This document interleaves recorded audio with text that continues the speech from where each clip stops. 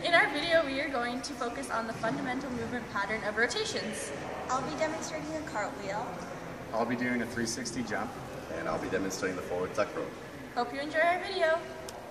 In gymnastics, there are three axes which you can rotate on: the anterior, posterior, the transverse, and longitudinal. We will be demonstrating a skill in each of these rotational axes. It is always important to properly warm up for any type of activity. Warm-up should get everyone moving and have a purpose. Our first warm-up game is a tag game where the amount of taggers and chasers always stays the same. We use a foam block to represent who is it. When you tag someone, you pass up the foam block and they become it, but first they have to hold the block tightly to their body and spin around 3 times. This is to get students to start using the longitudinal axis of rotation and to help them get used to spinning around the different axes for later on in class so they're not getting dizzy. Our second activity is the same tag basis. However, students get down on the ground and have to extend out and log roll 3 times.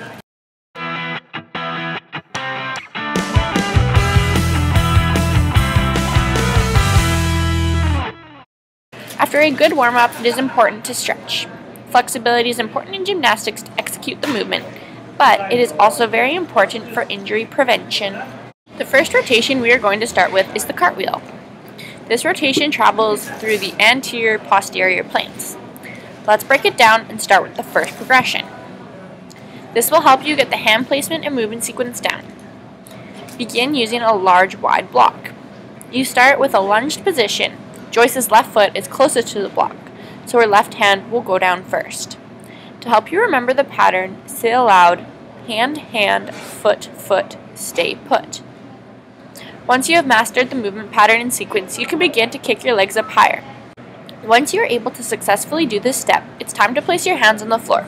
You can still use the block for guidance to kick over. Again, the pattern stays the same. To help keep your cartwheel alignment straight, you can grab a couple friends and set up some mats. This is a great tool for error detection and really helps you get the feel of it.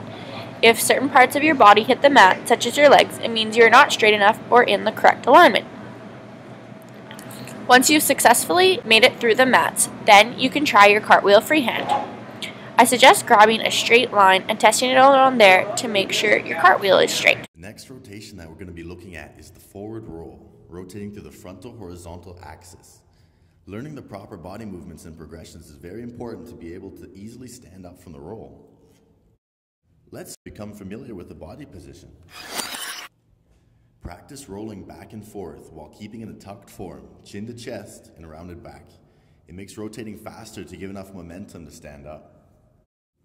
The next progression is for Mike to practice rolling from the cheese block, to get used to having the hips above the head and to practice tucking the chin in. This also helps give a little boost to the roll so the body can focus just on the positions. To not roll to the left or right, try to push your hips directly over your head while rolling. The final step is to do a forward roll on the ground. Remember to always start in the squat position with your hands on the mat. You should be able to get enough speed to easily stand up and complete the forward roll. We will now be looking at the 360 jump spin, which is a rotation on the longitudinal axis. This skill requires the use of your legs, core, and arms. Our first progression is to jump for height.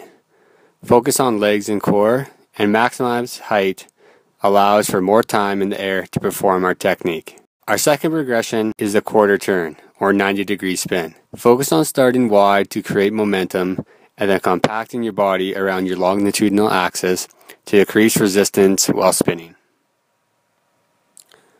Our third progression is the half turn, or 180. This focuses on the same aspects of the quarter turn, except you will need more momentum and height to perform. Now that you've completed the progressions, you can try and do a full 360 spin using the different steps we've shown you. Some common errors we found were the leg position and arm position.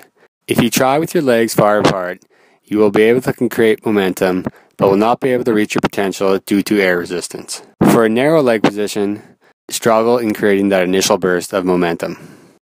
On a fun note, we reinforce these principles by having a participant spin around. Notice how he speeds up as he brings his body in and slows down as he spreads out.